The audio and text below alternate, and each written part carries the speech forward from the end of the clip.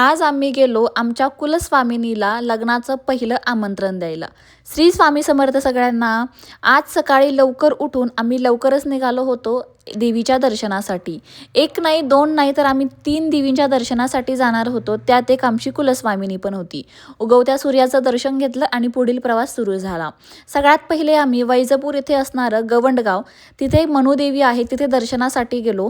खूप दिवसांची इच्छा होती जायचं, पण काही कारणाने ते राहून जात होतं. फायनली आज गेलो, दर्शन घेतलं. तुमच्यासाठी पण छोटीशी क्लिप ॲड केलेली आहे, नक्कीच तुम्हीही दर्शन घ्या. घरूनच नैवेद्य आणि दिवे घेऊन गेलो होतो, त्यामुळे तिथे गेल्यानंतर सगळ्यात पहिले आरती करून घेतली. त्यानंतर देवीला नैवेद्यही दाखवला.